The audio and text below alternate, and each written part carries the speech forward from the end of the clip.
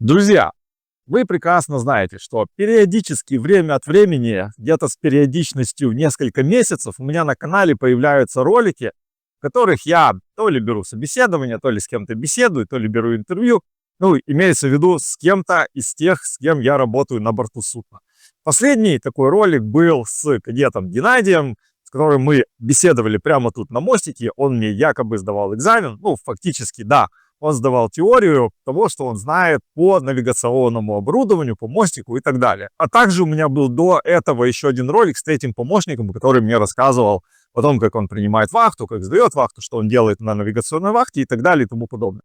После этого появилось очень много запросов, чтобы я сделал то же самое, только со вторым помощником, чтобы я взял у него интервью или провел с ним собеседование. Но у меня появилась другая идея. Так как на борту судна, где я работаю, был третий помощник, который уже уехал, третий помощник Богдан, и он очень хотел получить промоушен на второго помощника. Честно говоря, мы с ним как-то об этом один раз заговорили, ну и я об этом забыл, потому что я просто каждый день наблюдал, насколько он сильно старается, насколько он хочет стать вторым помощником, и помимо того, что он стоял вахты свои, естественно, которые он обязан стоять каждый день, он еще работал 2 часа на палубе, занимался maintenance of safety equipment, то есть обслуживание противопожарного и спасательного оборудования, а также еще каждый день 2 часа минимум он проводил здесь, на мостике, со вторым помощником. И как бы промоушен уже был сам с собой, урегулирован, да, потому что я это каждый день видел. Я не мог просто человеку не дать представление на повышение, потому что я видел, насколько он старается. Тем не менее, прошло какое-то время, и уже буквально за 3 дня до того, как ему надо было ехать домой, он ко мне подходит, говорит: Максим Сергеевич, помните, мы с вами хотели записать ролик? Я говорю: Богдан, не надо никаких роликов, промоушен я тебе и так дам. Он такой: нет, я хочу сделать ролик.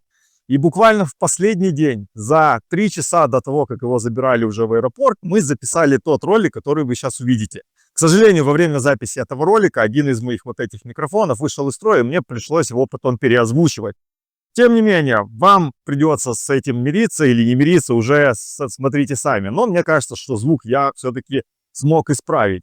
Естественно, во время того, как Богдан проходил это так называемое в кавычках собеседование, хотя это было больше похоже на дружескую беседу, он допускал какие-то ошибки, потому что мало того, что он якобы сдавал мне экзамен, да, хотя на самом деле я так не считаю, но еще я и записывал все это на видео, а это вызывает дополнительное волнение. Были неправильные ответы, я все, как вот он отвечал, все вставил в ролике.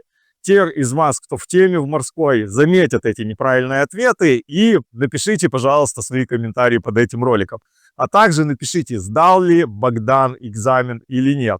Лично мое мнение я озвучу в конце ролика, и вы все прекрасно поймете уже даже в ходе беседы, сдал он экзамен или нет.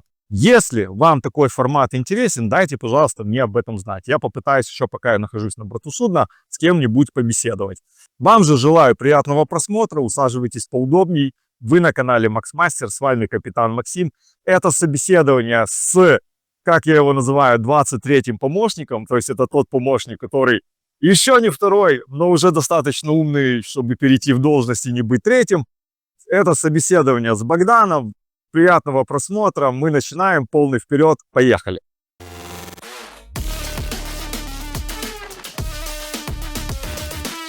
Сейчас, подождите. Я не готов. Так, Бодя, ты готов? Я готов. Какие обязанности у второго помощника? Второй помощник такой же самый, вахтенный помощник капитана.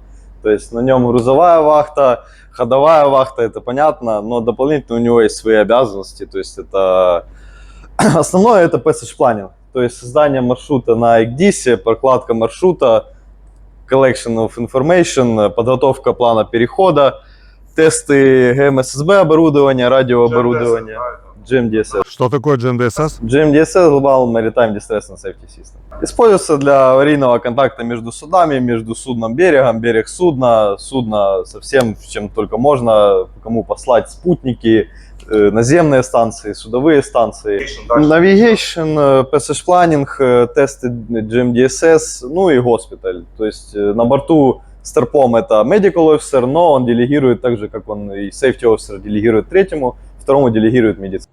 Это понятно. А что насчет навигационного оборудования? Его тестов, например? Навигационное оборудование также. Второе, это как бы его неофициально, но он как бы за все навигационное оборудование, он как бы повышенный у него, как бы как и все остальные вахтенные, следят за навигационным оборудованием, то есть тесты определенные comply with company policy, но он дополнительно еще как бы, если что, он там что-то он знает больше из опыта, исходя из опыта, то есть какие-то дополнительные внутренние тесты, какая-то правильная настройка этого оборудования, правильные параметры, сеттинги, как что настроить лучше, это вот все его. При возможности ремонт, при невозможности вызов берегового сервиса. Что из навигационного оборудования есть? И вот, например, что вот это вот за экран такой? Ну, у нас официально по company policy у нас no paper charts. То есть мы, да. У нас по сертификату 2 сертифицированных ECDIS, один основной, один бэкап. Но у нас есть третий еще бэкап бэкапа, если те два тоже сломаются. Один основной, второй бэкап у нас. Давай разберемся, во-первых, как к нам приходит корректура электронных карт. Корректура карты у нас есть сертифицированный провайдер всех корректур наших электронных карт, всех сервисов. Это все находится в одном приложении, называется оно OneOcean. Сертифицированная. В общем, ну, обычная программа, как стоит там Word, Excel, вот стоит программа, называется вот она OneOcean. Тут уже сразу у нас открыты, мы добавили разделы, теми, что больше всего пользуемся, чаще всего. Почему оно все зеленое? Зеленая, потому что up-to-date максимально. То есть вся информация, которая вот была последняя нам предоставлена, она автоматически была загружена, либо второй уже дополнительно загрузил. А как часто апдейт приходит?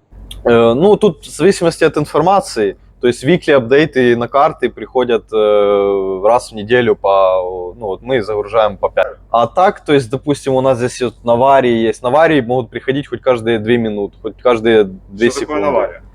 Navigation Areas, то есть это у нас весь мировой океан, вообще все, не только океан, вообще все, вся карта наша, вся планета разделена на зоны, вот она есть. Вот, вся карта, все океаны, все континенты, все разделено на зоны, да, на определенные зоны. И в каждой из них, в каждой зоне, то есть она охватывает континенты и охватывает разные страны. Но для каждой зоны договорились так, чтобы одна страна была ответственна за передачу какой-то информации, то есть навигационной, для метеорологической, либо какой-либо еще. То есть, допустим, вот 4-я зона United States. То есть 11-я зона Япония. То есть она...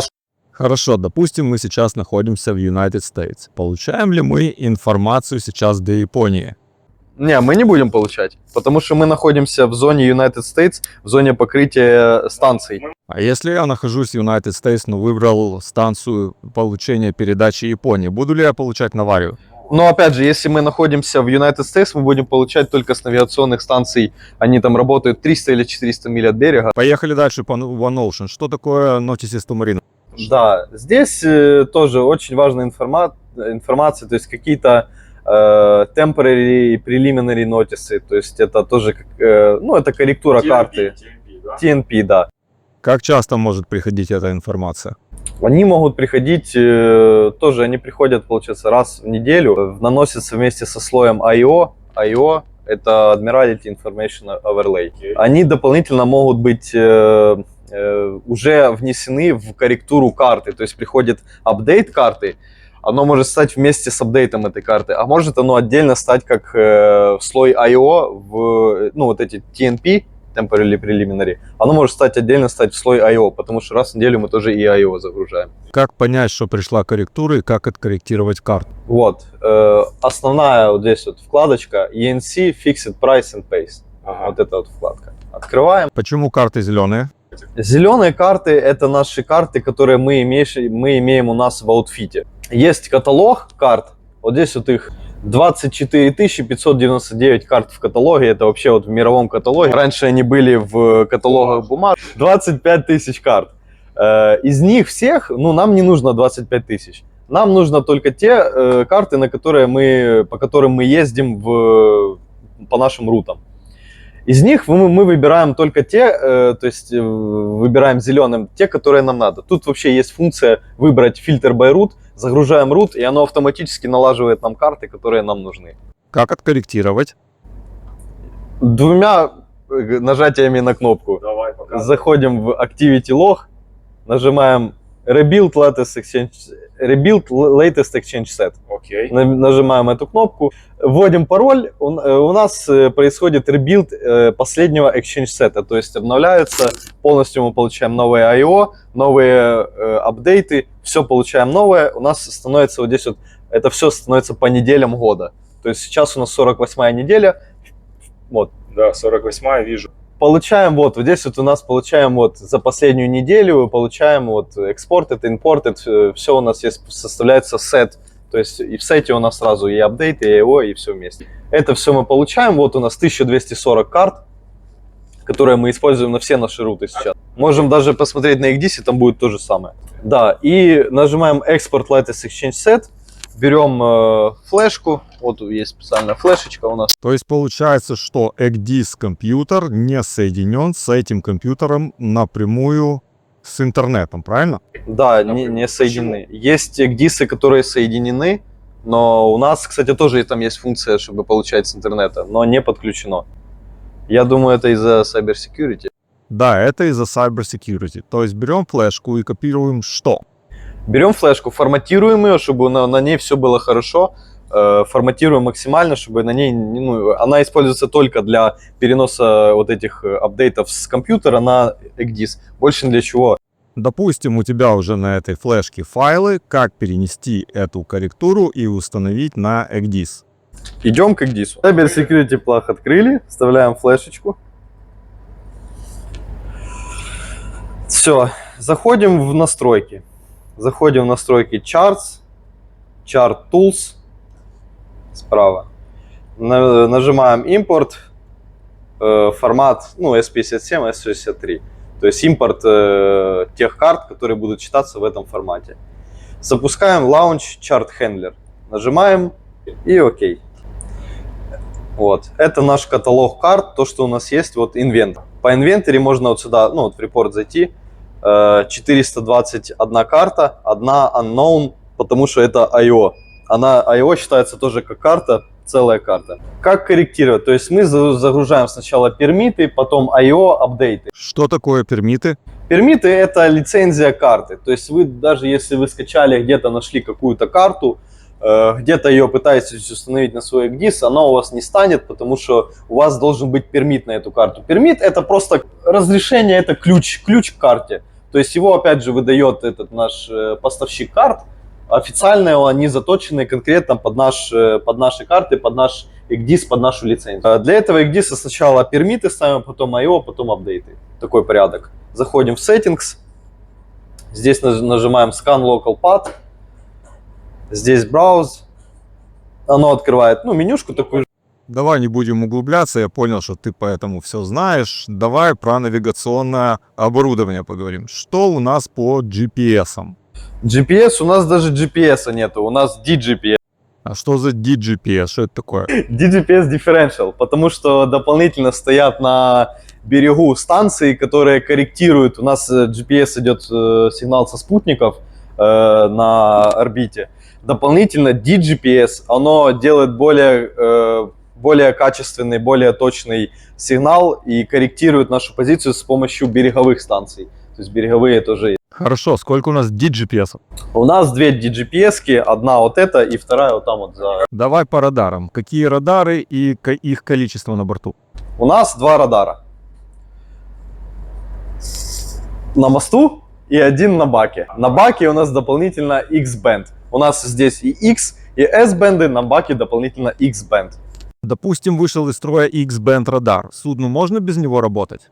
Без X-бенда работать нельзя, если оба вышли. Радары можно как-то протестировать? Радары можно протестировать, делается перформанс-тест. То есть заходим на радар, он сейчас в стендбае. Не надо проводить перформанс-тест, потому что сейчас проводятся грузовые операции, и крановщики будут возмущаться. В чем суть теста вообще? Он запускает, мы ставим на центр, ставим на 12-мильную шкалу, он запускает усиленный сигнал, то есть максимальный гейн, настройка. И потом появляется у нас, на нашем типе появляются 4 полоски, простыми словами. 4 полоски Ну, и мы, получается, измеряем дистанцию до ближайшей полоски. Ну, обычным VRM, Variable Range Mark. То есть дистанцию измеряем, у нас это 6, от района 6,38 до 6,41 морской мили. Хорошо, X-band, S-band. Какой из них принимает сигнал от Search and Rescue транспордера? X-band принимает сигнал. Чем X-диапазон отличается от S-диапазона? Он отличается длиной волны и частотой подачи этой волны. То есть S-band используется у него 3-сантиметровые волны на 10 мегагерцах и X-band 10-сантиметровые волны на 3 ГГц. На каком из этих двух радаров в плохую погоду лучше будут видны цели? В плохую погоду лучше видно на S-band.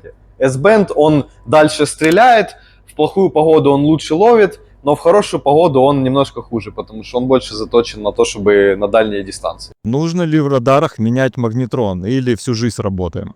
Магнетрон, конечно, надо менять согласно мейкеру, требованиям мейкера. Сколько у нас на борту УКВ радиостанций? У нас 2 штучки. Отлично, хорошо идешь. Почему они сейчас выключены?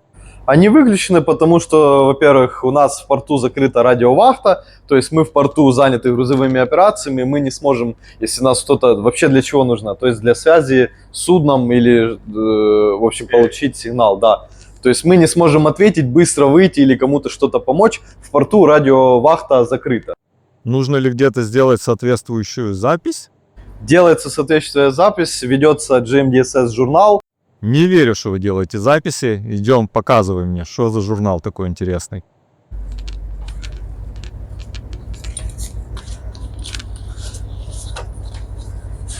Вот. Открываем последнюю страничку. И вот у нас пишется порт Seattle, Radio Watch Suspended. Подпись помощника, который ответственный за запись этого журнала, второй, и заверяется капитаном. Возвращаемся к УКВ. Нужны ли какие-то периодические тесты УКВ? Да, каждый день второй помощник добросовестно приходит и делает daily тест УКВшки. Ну, УКВ и MFChef. Просто это внутренний тест именно самой системы. Это без подачи цифрового избирательного вызова. Это просто тест внутри самой системы, что система работает, что она делает свои функции. А что такое, ты сказал, цифровой избирательный вызов и как по-английски? Это DSC, Digital Selective Call, или цифровой избирательный вызов. Там станция с DSC отличается от станции без DSC. Да, то есть станция, которая посылает DSC, она, в принципе, работает вообще DSC. Она отсылает этот Selective Call, мы выбираем станцию, на которую мы этот сигнал отправляем, и этот, вообще по-простому, этот сигнал отправляется, чтобы просто станция, которая принимает наш сигнал, она его приняла, и этот сигнал, и потом перешла на ту частоту, на тот канал, который мы ей указали перейти. То есть это просто как для создания связи с другим, для коннекшена с другой станцией.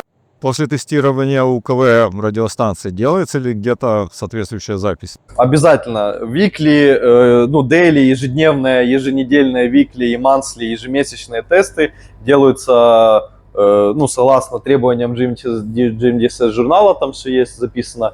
Записывается в журнал, заверяется тем, помощником, который делал тест, и капитаном. Какое еще GMDSS оборудование помимо УКВ должно тестироваться weekly, daily и monthly? Daily делается только VHF и MFHF self-тесты. Потом в weekly делается тоже тест MFHF и VHF, но с посыланием DSC-сигнала. То есть отправляется DSC-сигнал, если мы в районе, где-то возле судов отправляется судам, MFHF также само отправляется судам, либо на береговую станцию. Как делается тест MFHF, она же ПВКВ? Пошлите, покажу. Как делается тест на судно? То есть мы смотрим на XDC либо на радаре MMSI судна, делаем на него запрос на отправляем ему DSC, делаем запрос на то, чтобы он подтвердил нам то, что ему пришел этот сигнал, что наша станция отправила этот сигнал, и ему она пришла. То есть, по сути, он тоже делает тест. Нажимаем Call, выбираем здесь Safety Test, Type Safety Test, выбираем ту, кому мы хотим отправить, вводим его Что номер. это за номер? Номер MMSI и частота, на которой мы хотим ему отправить. Для MFHF, вот есть у нас частоты, начиная с 2.187.5 и выше. Это weekly тест. На береговую радиостанцию можем отослать? На береговую радиостанцию можем отослать. У нас мы можем вообще отослать на все береговые станции, которые существуют. Поэтому вот здесь вот есть даже, кстати, в интернете гуляет вот такая вот фотография. Это станции, которые отвечают на MFHF эти тесты. Зачастую отвечают. Поэтому пользуемся вот этими. Хорошо, рядышком 2 терминала. Это что такое? 2 терминала — это терминалы Inmarsat C. Это тоже часть GMDSS оборудования. Используется для подачи сигнала бедствия. То есть у нас вот есть здесь кнопка. Также для коммуникации. Коммуникация осуществляется через подачу, ну, как, мягко говоря, почта. Это, да, изначально, то есть это дистресс и отправление почты, но на эти терминалы мы дополнительно получаем EGC, так называемые Enhanced Group Call Messages. Получаем здесь разного вида информацию, метеорологическую, навигационную от береговых станций. И также можно получать от, не только береговых, то есть от судов можно получать. SAR-сообщения сюда приходят или нет? Да, Search and Rescue информация тоже приходит все сюда. То есть если в каком-то районе находится SAR Operations, то есть мы получаем эту информацию и как бы наносим на карту, чтобы туда, это даже не для SAR, а, допустим, военные учения. Хорошо, допустим, на Inmarsat C на терминале ты нажал кнопку Distress, какую информацию и куда он посылает? На Inmarsat C нажимаю кнопку Distress, ее я должен держать, то есть она сразу не нажмется, ее нужно подержать, потом отправляется информация. Информация отправляется в самом Inmarsat, здесь у нас указано, зашито само сообщение, в котором указаны наши характеристики судна. Там название судна, имя, номер, все дела. И дополнительно можно выбрать характер бедствия. Не, подожди, стоп. Просто ты держишь кнопку, отсылается сообщение. Там характер бедствия указывается? Нет, здесь, если просто кнопку, характер бедствия не указывается. А возможно ли указать конкретный характер бедствия? Характер бедствия, да, можно указать. Указывается здесь вот в подаче сообщения. Заходим в Message, New, и вот здесь вот есть отдельно просто Message и New Distress Message. Что вот это вот такое GMDSS Beta? Это GMDSS батареи, это батареи, которые аварийно питают наше GMDSS оборудование. Ты хотел мне показать, как на MFHF делается дистресс-вызов с характером бедствия? Да, то есть если просто нажать кнопку, оно идет без характера. То есть если мы просто нажимаем, держим кнопку, уходит сигнал, в котором указан MMSI, call sign, название судна, ему номер, да? И не без характера бедствия, позиция, текущее время. Да. То есть заходим вот есть отдельная кнопка Alert, то есть мы делаем alert на сюда, Alert. И здесь у нас даже тут есть Undesignated, то есть можно и так послать. Но можно выбрать конкретно Abandoning, Piracy, Man Overboard. Опять же, тоже с DSC для всех, позиция и время UTC.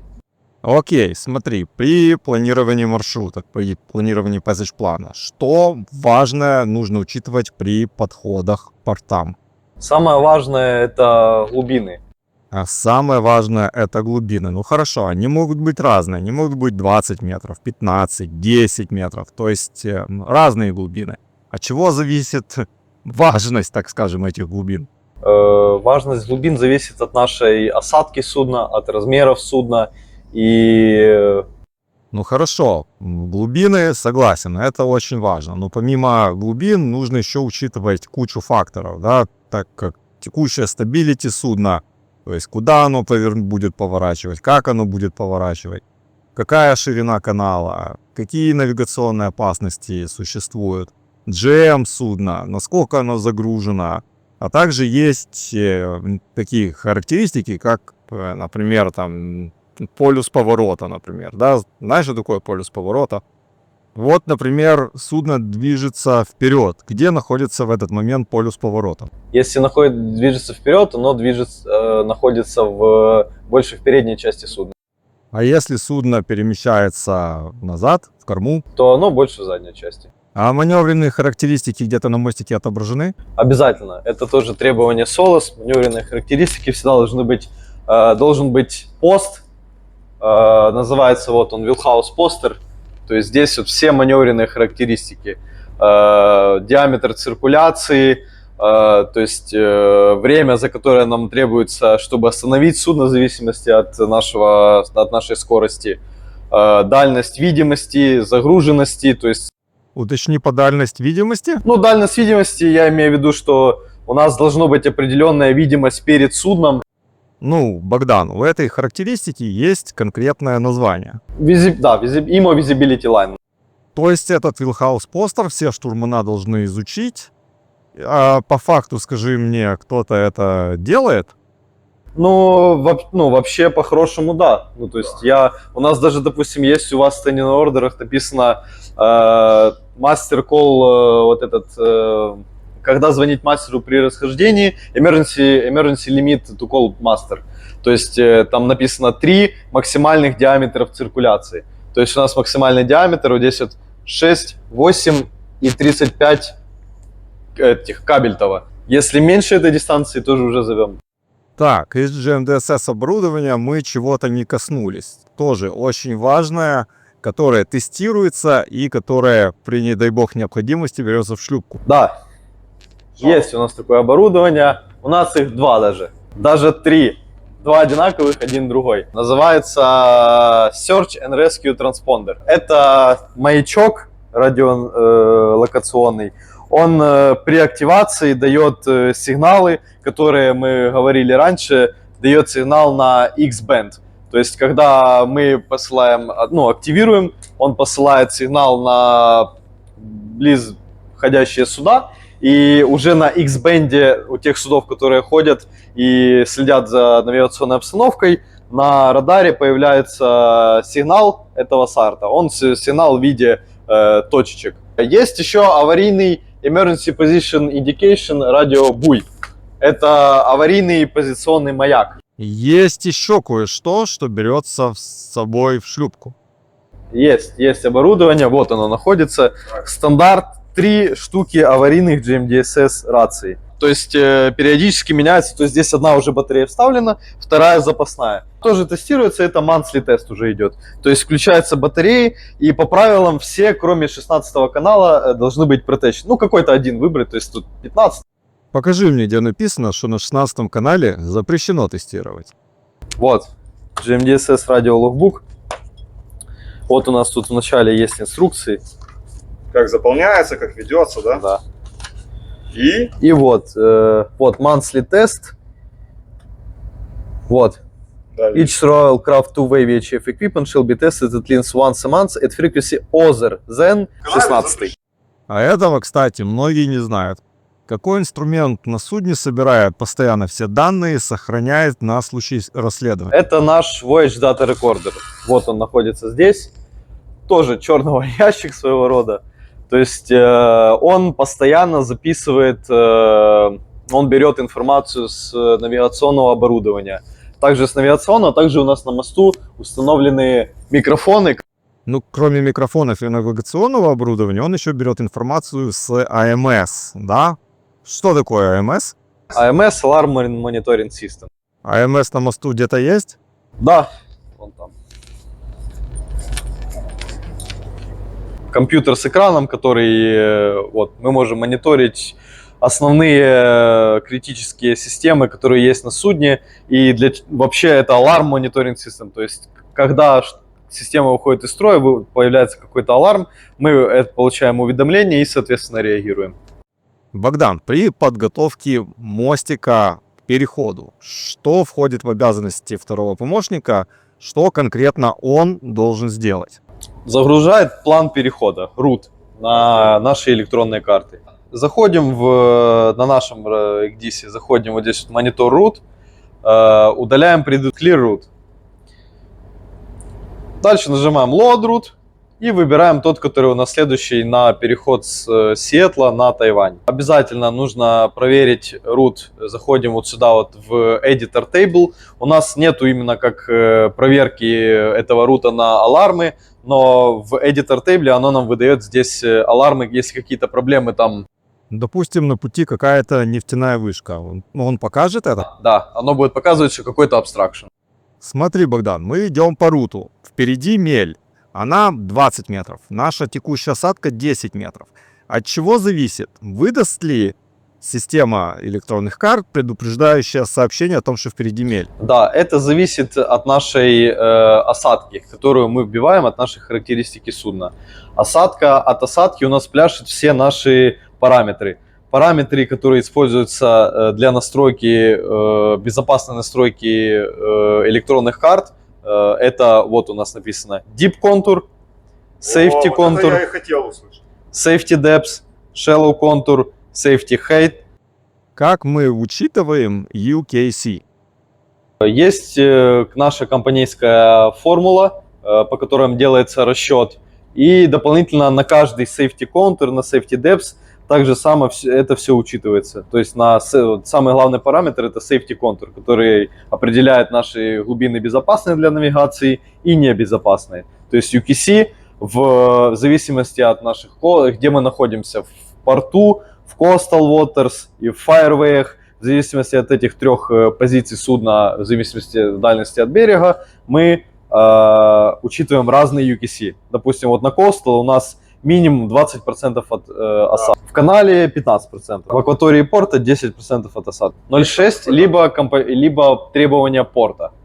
Есть еще требования порта. Safety Contour и Safety Depth. Один раз заполняется или меняются? Меняется также в зависимости от того, где находится судно. Либо это Coastal, либо Restricted Waters, либо это уже в Open Sea. А если Старпом перекатал балласт, изменились осадки, нужно ли нам что-то менять? Обязательно, потому что от этого меняются безопасные глубины, по которым мы будем идти. Знаешь, где вводятся настройки Safety Contour, Safety Depth, ну и всего остального? На ECDIS в разделе Charts, Chart Depths and Heights. Окей. Нажимаем, и вот здесь вот Safety Depths, Contour, Height, осадка наша. А почему, вот, допустим, 18 метров, 53 метра? Это расчетная высота и глубина. То есть в зависимости вот от расчетов, каждый из этих параметров рассчитывается по формуле. А влияет ли сквад на безопасное прохождение или небезопасное прохождение какого-либо из участков, навигационного участка? Да, да. То есть сквад это проседание судна. Да, это зависит от скорости судна. Чем больше скорость, тем сквад больше. И также это зависит от либо мы находимся на мелководье, либо на большой глубине. То есть чем меньше глубина, тем опять же сквад больше. Богдана, подскажи, что вот это вот за зеленая какая ящик, коробка какая-то стоит? Это наш Steering Gear Control панель. Здесь мы осуществляем управление нашими рулевыми машинами. То есть у нас всего 4 насоса, которые приводят в действие наше перо руля. И в зависимости от перекладки этого нашего руля, штурвала, да, изменяется угол поворота руля. И это те юниты, те моторы, которые контролируют скорость этой перекладки. Мы в море все 4 рулевые машины держим или нет?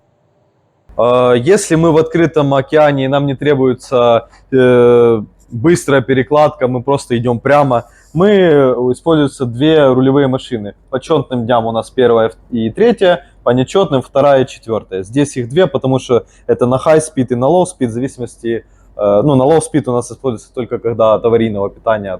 У нас на мостике есть какая-то огромная коллекция флагов. Расскажи. Флаги у нас, согласно международному требованию по коммуникации, мы используем флаги.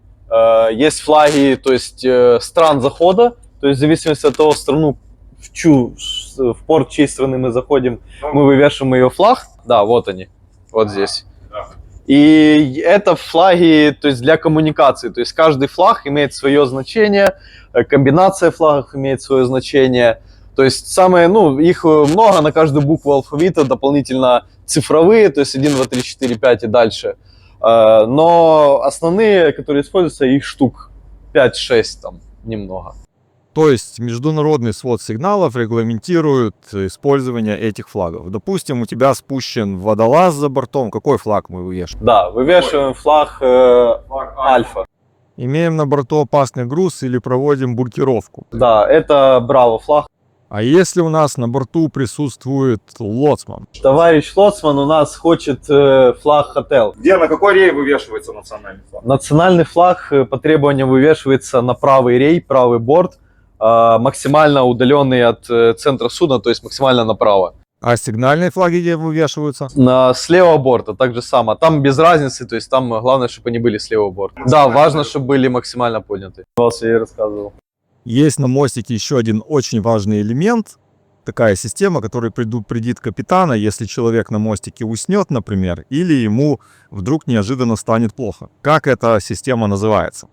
Она называется Bridge Navigational Watch Alarm System.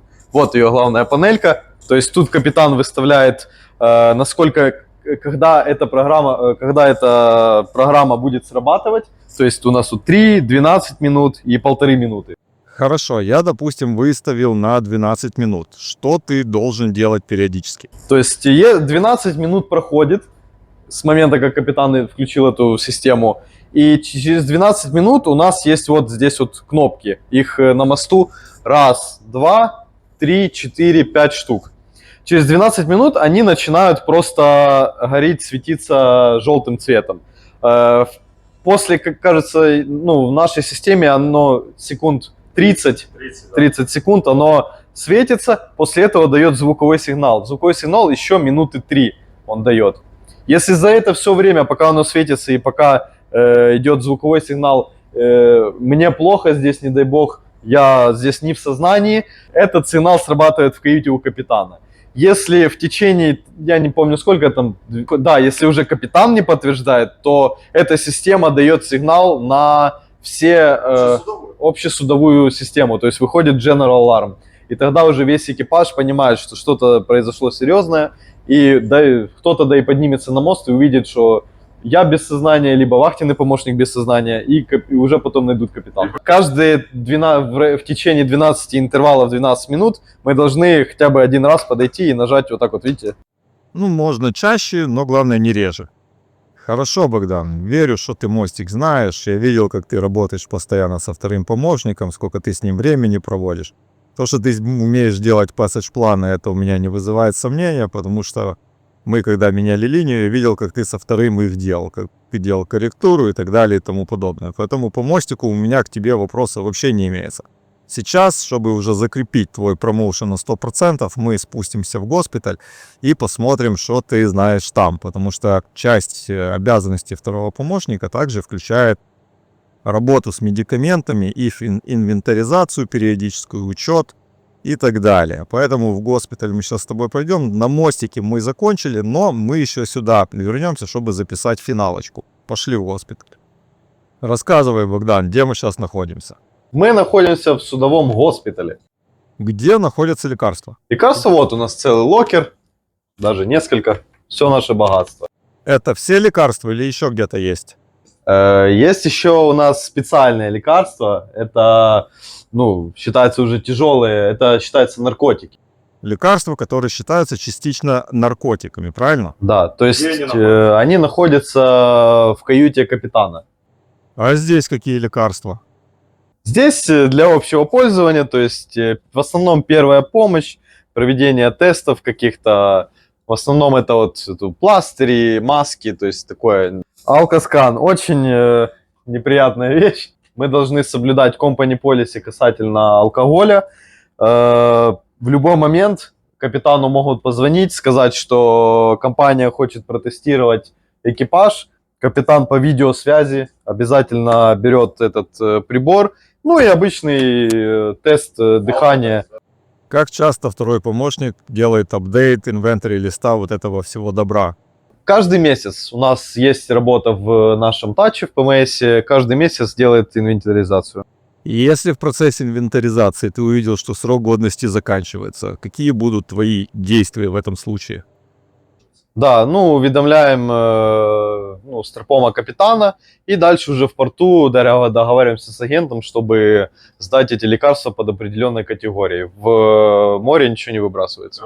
А они как-то отсортировываются или хранятся вместе с остальными? Да, обязательно отдельно, то есть, обычно как, вот можно какой-то взять вот коробку, в нее лейбл, то есть какой-то expired medicine. Хорошо, а если те лекарства, которые хранятся у меня, наркотического содержания, у них заканчивается срок годности, я должен тебе их сдать в госпиталь или они у меня продолжают храниться? Нет, они хранятся у вас, вы их тоже отдельно сортируете, маркируете, и вы знаете, что это у вас отдельно уже expired медицина. Допустим, у нас на судне кто-то, не дай бог, заболел. Его нужно отправить на берег к береговому врачу на медицинское освидетельствование, тестирование, диагностику и так далее. Ты, как второй помощник, что ты должен подготовить, какие твои действия по процедуре в данной ситуации, что ты делаешь?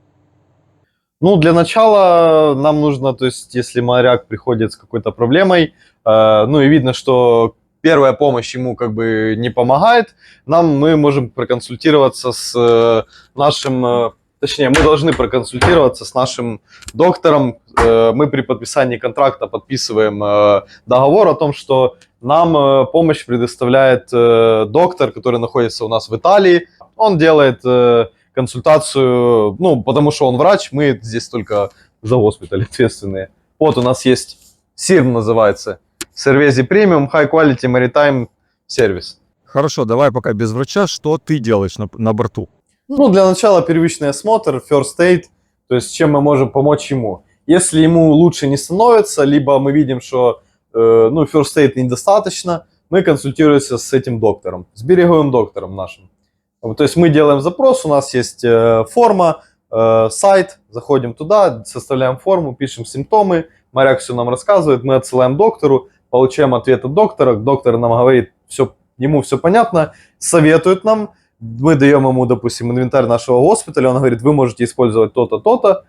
Если по прошествии времени моряку не становится лучше, либо доктор сразу говорит, что то, что у вас есть, это недостаточно, мы запрашиваем уже агента, чтобы агент организовал посещение госпиталя этим моряком. То есть мы получаем необходимую консультацию, и береговой врач дает направление на посещение берегового госпиталя, врача и так далее для дальнейшего лечения и диагностики. Да. Давай дальше по госпиталю. Смотри, у нас есть тут два помещения. Почему их два и чем они отличаются? Да, то есть здесь у нас вот основное, то есть при входе у нас основное здесь помещение, то есть сам госпиталь, хранится здесь медицина, здесь стол, то есть здесь все логбуки, заполняются журналы.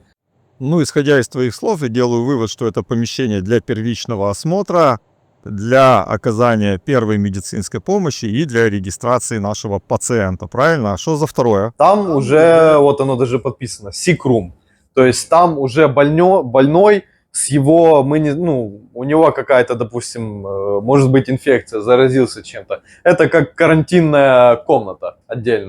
И также может быть использовано как стационар для того, чтобы держать именно человека под присмотром в госпитале. Да, то есть здесь первичный осмотр, там уже лечение и стационар. Допустим, с пациентом никто не находится в силу каких-то работ, каких-то аварийных устранения, не знаю, чего-то срочного. Никого здесь с ним нет. Что у него есть для того, чтобы срочно сообщить, что ему нужна помощь? У нас оборудовано это все место вот такими вот, выйдет кол, то есть он нажимает, вот есть кнопка, она вот здесь вот рядом с кроватью у него, чтобы он дотянулся, нажал, в случае, если ему нужна какая-то помощь, либо никого нету, нажимает кнопку, выходит аларм на аларм мониторинг систем и дополнительно на мосту выходит и еще в судовом офисе. То есть, если ему стало плохо, он жмет кнопку, и сюда бегут все ему помогать. Правильно? Да, такая же самая здесь. Что это за стоят такие два красивых больших баллона? Какой-то газ? Да, это газ, но это газ дыхательный. Это у нас, вот написано, non-flammable compressed gas. Это оксиген. Кислород. Здесь и вот здесь вот еще один стоит у нас в секруме уже. Хорошо, подобрали мы где-то, спасли человека, который долгое время находился за бортом в холодной воде. Как вот эта вот болезнь называется, состояние? Гипотермия. Сколько ты говоришь, есть стадий гипотермии? Я говорю, у нас есть 3 стадии. Ему срочно нужно оказать первую помощь. Чем можно у нас его согреть? Да, у нас есть, ну, можно спиртом согреть, обтереть его. Но вообще, по-нормальному, есть вот у нас ванна. Вот здесь. Судовая ванна. Одна на пароходе. Если тебе необходимо получить информацию о том, как лечить человека, а судовой связи каким-то чудесным образом с берегом нет, то где ты можешь эту информацию получить из каких-то книжек, там, документов и так далее? Есть судовой гайд, ну, медицинский. У нас где-то он тут должен быть. Вот он. International Medical Guide for Ships. Это редакция номер... Да, 3. Вот у нас есть какой-то объем лекарств, медицинских препаратов на борту судна. В соответствии с какими требованиями мы должны этот объем лекарств у себя хранить и постоянно пополнять? Требования есть международные, есть требования флага и есть требования наши компанейские. Да. То есть международные это уже для всех стандарт, это вот тот стандарт минимальный, который должен быть. Дальше идет компанейские требования, то есть сама компания регулирует, дает какие-то адвайзы, конкретно, ой, я извиняюсь, флаг. Флаг регулирует, возможно, что-то дополнительное, но не меньше того, что требует International. То есть флаг что-то хочет от себя добавить, согласно флагу должно быть дополнительное какое-то оборудование, либо медицина. Дальше идет уже наши компанейские. То есть то, что хочет компания, чтобы у нее было на всех судах, чтобы... И опять же, оно не может быть меньше, чем флаг. Есть ли у нас какие-то средства для эвакуации? Да, у нас есть стретчеры. Вот, под кроватью сразу удобно, достаем, ложим человека, у нас на дрелах используется, ну, то есть, если человек unconscious person или какой-то victim, injury, то есть во время, в основном, fire дрелы, мы берем, ну, у нас второй помощник, ответственный за это, он берет, ему помогает чифкук, мессман, и на дрелах, то есть реально, как в реальной ситуации, достаем эти стретчеры, используем и переносим человека, то есть с места, где у него случился инцидент, на вот сюда вот сначала в первичный осмотр. Окей, а почему вот в госпитале есть вот эта вот внешняя дверь? Тут как бы у нас есть внутренняя дверь, через которую, ну, более-менее удобно заходить. Потому что у нас за этой дверью находится мастер стейшн. Место сбора экипажа при тревоге. Чтобы не тащить человека через одну дверь, потом там вторая, еще третья дверь, сразу открывается, и сразу люди могут помочь ему достать. Быстро его, если надо покинуть судно, человека достают и выносят. При обращении моряка за медицинской помощью к тебе или к Старпому, делаем ли мы какие-то записи, делаем ли мы эту регистрацию? Да, вот у нас есть medical logbook, и не один, раз, два. Хорошо, допустим, во время какого-то инцидента, пожар или, не знаю, упал человек откуда-то, или потерял сознание от того, что отравился парами краски. Есть ли у нас какой-то кит, какой-то набор таких предметов, которые помогут непосредственно на месте как-то оказать помощь, снабдить его кислородом и помочь ему дышать? Да, то есть у нас в случае такой ситуации у нас есть вот кит, уже упакованный в коробку, готовый к использованию. То есть в случае, если нашей медицинской команде требуется пройти в место, где человек, нашли его без сознания, то есть чтобы для оказания первой медицинской помощи, чтобы человека не тащить сюда, это как бы mobile kit, с которым мы идем и помогаем человеку. Есть маска вот на лицо. Кто у нас Medical Squad Leader?